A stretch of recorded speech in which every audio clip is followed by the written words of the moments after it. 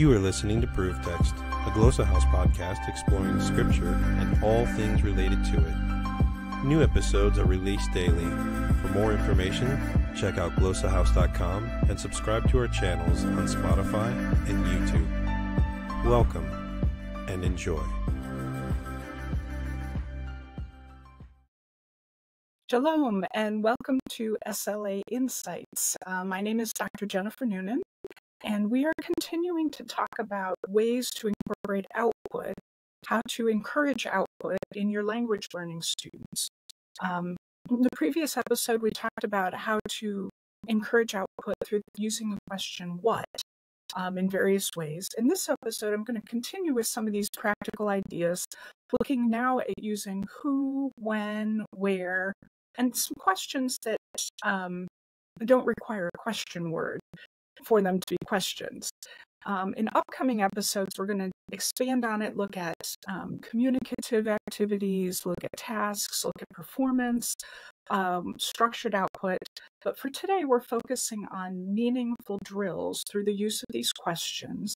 And meaningful drills are drills for which the student needs to pay attention to meaning, needs to be able to comprehend, understand what's being asked, needs to understand what they're saying in response.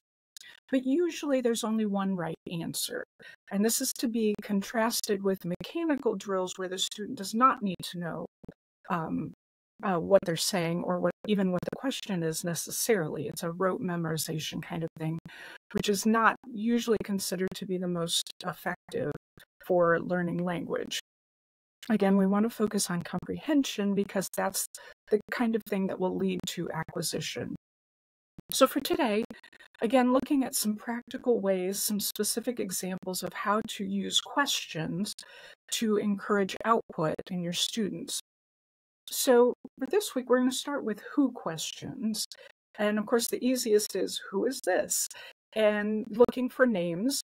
Last episode, I talked about what is his name, what is her name, but often it will get the same answer. Who is this person? This is Yosef, this is David, this is Paul.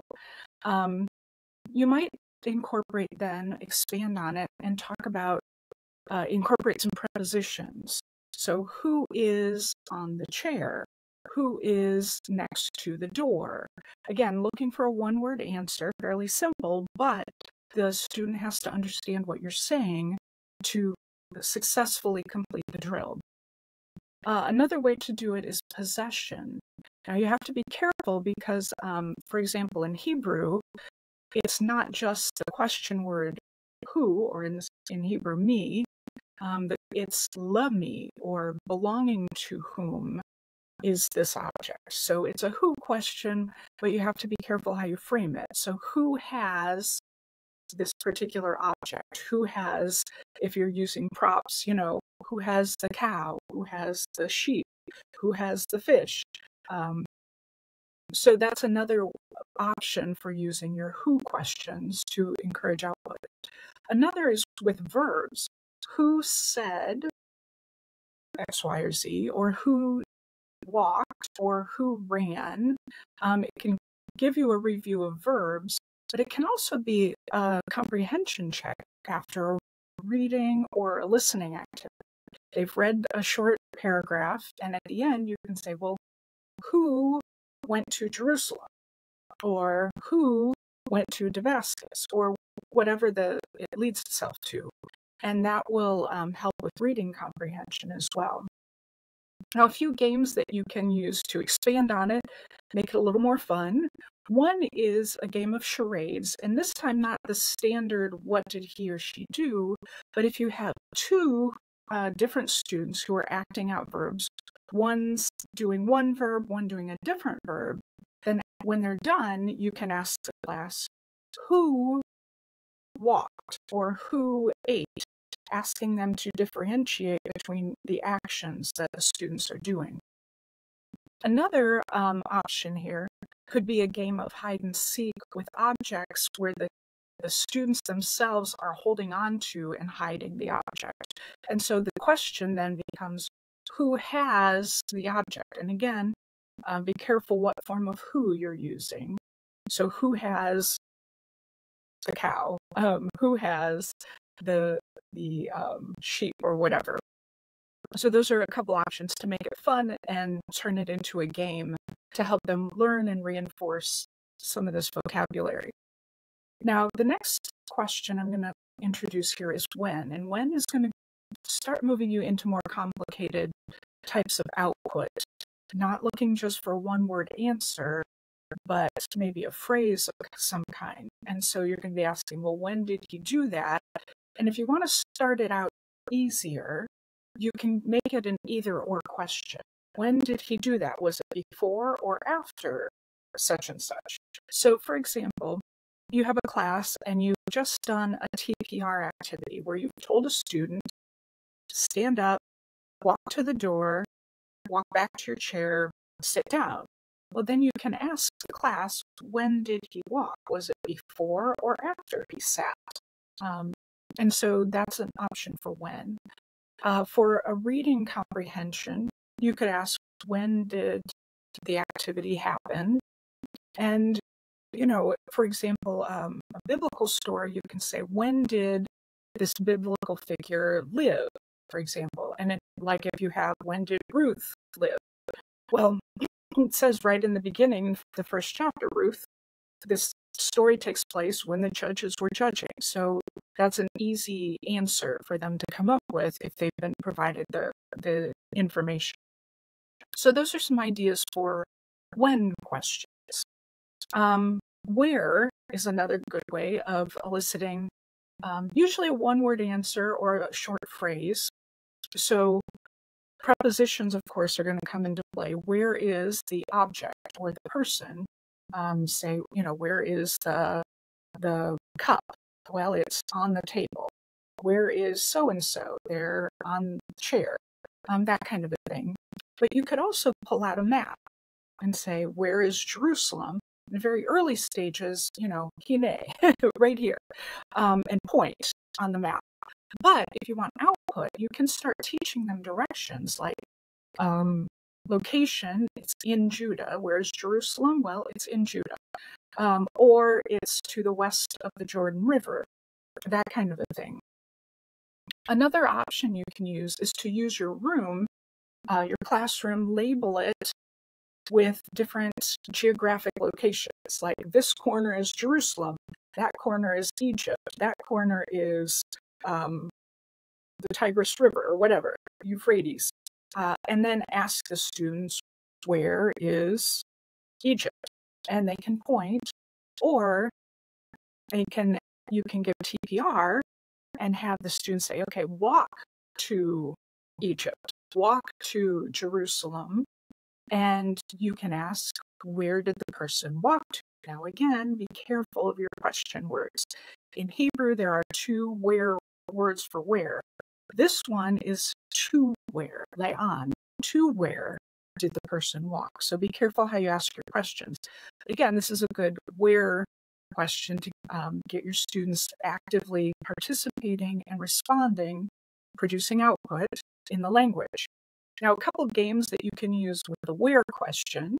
One is just hide and seek.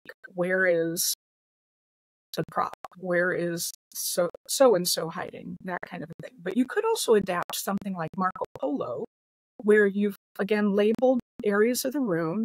One corner is, say, Bethel, one corner is Samaria, and so on. And you have one of the students who is blindfolded. The other students go into these various locations and choose which location, which corner of the room they want to be in. And so then the blindfolded person asks, where is David? And then David has to answer, Hineni, I'm here. And the guesser has to guess then, based on where the sound is coming from, which geographic location. Oh, David is in Egypt or is in Jerusalem, based on, you know, which direction the sound is coming. But then there are also some questions. So that's the where question, before I move on. But there are also some questions that don't start with a question word. In English, we usually invert the word order. Like, do you have, indicating possession, which In Hebrew, requires the particle ha to indicate that you're about to ask a question if you don't start with a question word. So ha yesh laka, do you have whatever the item is, the prop, or so on and so on. But you can also ask, is the item, the prop, on the desk? Is it under the desk? Or with verbs, did he walk? Ha halach Yosef. Again, if you start with that particle ha, that indicates you're about to ask a question. But you can also ask either or questions with that. Did he walk or did he run? Is the item on the desk or is it next to the desk? So those are the types of questions you can use. Again, you're not going to use in English the 5 W's and an H, but they are still questions asking for a response from the students. And a couple of games that can go with this one, again, just to lower the affective filter, help the students relax, to enjoy and have fun with the language. One is to create your own game of Go Fish. So you create cards, laminated if you can, with vocabulary, particularly concrete nouns, if you can do that with pictures. So you've got a picture of a fish, and you've got the words for fish with it on the same card. And of course, you need at least 2 of each so that they can play Go Fish the way you would play Go Fish, only now it's in Hebrew or Greek or Latin or whatever your language is, where they have to ask, do you have whatever it is, whatever kind of card they want. And if they don't, Go Fish. A similar type of activity, but slightly different, is based on the kids' game Guess Who. And in this case, it might work better to use Guess What Animal or Guess What Food Item, for example. So you're going to use sort of framing questions. Does the animal have horns? How many does the animal have 4 legs? And so you're asking yes or no questions to learn about whatever animal the other student has chosen. So just a few ideas to help get you started to asking good questions. And by way of review, we're talking again meaningful drills where the student has to understand the meaning of what's being asked and the answer in order to complete it successfully. Usually just one right answer, and for the ones we've used here, often it's a single word or a short phrase that they're going to use to answer. But a few important principles to review, and I mentioned these in the last episode. A couple things. One is output necessarily comes after input. So output drills are going to be review drills and review activities. I'm assuming if you're asking these questions that the students have already been introduced to the necessary grammar and vocabulary to complete them successfully. I also want to reiterate the importance of repetition. Your students, of course, are going to need more repetition than you do, and it's going to start to feel redundant. And so when it does start feeling redundant, ask it one more time, and then move on. And use those questions for frequent comprehension checks. Make sure everybody is following. Just because the person in the front row gets it does not mean that the person in the back is getting it. So make sure you've had a chance to do a comprehension check with all or most of the students in the room before you move on to the next item or start swapping out vocabulary. So for today, we've talked about who, when, and where, and then questions that don't have a question word that starts them. For the next episode, we're going to finish up, we're going to finish up our 5 W's and an H with why and how. And these will start in the meaningful drill category, but they're going to open things up for communicative drills where there's not necessarily a single right answer. So I hope you can join me for the next episode. In the meantime, have a great week.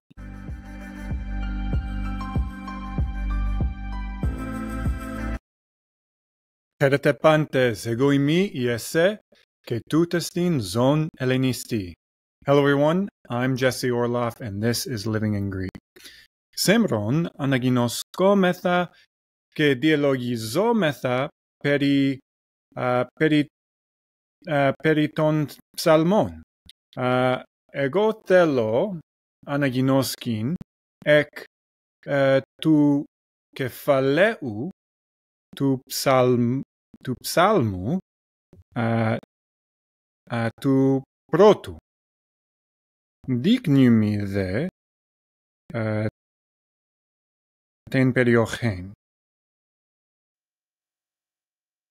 Μακάριος ανέρ, ως ουκ επορεύθε, εν βουλέ ασεβών, και εν οδό αμαρτωλών, ουκ έστε, και επί καθέδραν λιουμών, ουκ εκάθισεν, αλλά εν τον νόμο Κυρίου, το θέλημα αυτού.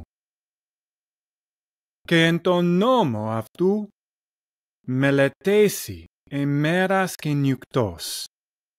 Και έστε ως το ξύλον το πεφιουτευμένον παρά τας διεξόδους των Ιουδάτων. Τον καρπόν αυτού δώσει εν καιρό αυτού, και το φιούλον αυτού ουκ απορριουέσεται. Και πάντα όσα αν πιουέ κατεβοδοθέσετε. Ουχ ούτως ο ασεβής, ουχ ούτως, αλλά όσο κνούς, ον εκρυπτεί ο άνεμος από προσώπου τες γης. Δια τούτο, ουκ αναστέσονται ασεβείς εν κρίση, ουδέ αμαρτωλίου εν βουλέ δικαίων, ότι γινώσκει Κύριος οδόν δικαίων, και οδός ασεβών απολύεται. Καλός ψαλμός εστίν. Περί τίνος εστίν ο ψάλμος ούτος. Ως νομίζω, ούτως ο ψάλμος εστίν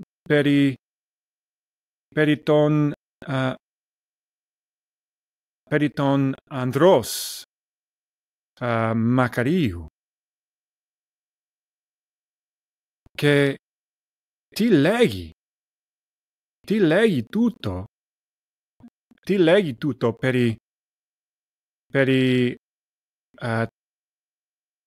περί του ανδρός Μακαρίου. Τούτο λέγει ότι ο Μακάριος ανέρ ουκ επορεύθε εν βουλέ ασεβών, ουδέ εν οδό αμαρτωλών, και ουκ εκάθισεν επί καθέδραν λιουμών.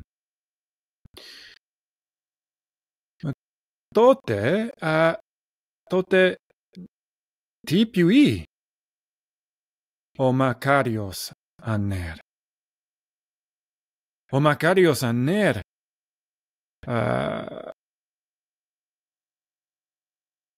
εν τον νόμο Κυρίου μελετήσει ημέρας και νυκτός. Και τι γίνεται, τι ενέσεται το ανδρί τούτο. Το ανδρί τούτο, το Μακαρίο ανδρί, έστε ως το ξύλον, το πεφιουτευμένον παρά τες διεξόδους των Ιουδάτων. Ούτως ο ανέρ Μακάριος εστίν, ότι δώσει τον καρπόν αυτού.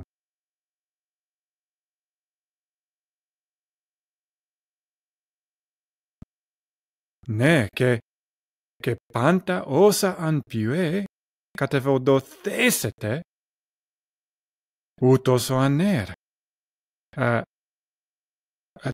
Τούτο το Ανδρή. Ναι. Μέγας μακάριος. Μέγας μακαρισμός εστιν το Ανδρή τούτο.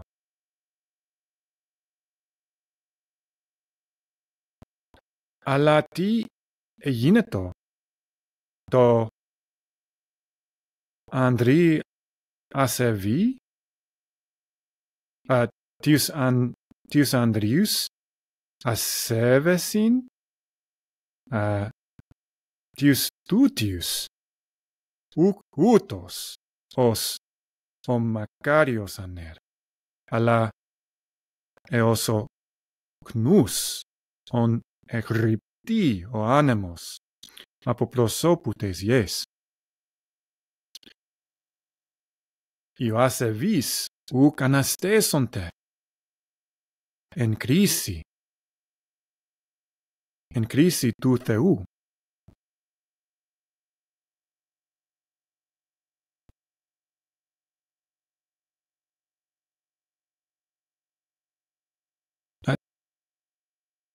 Τι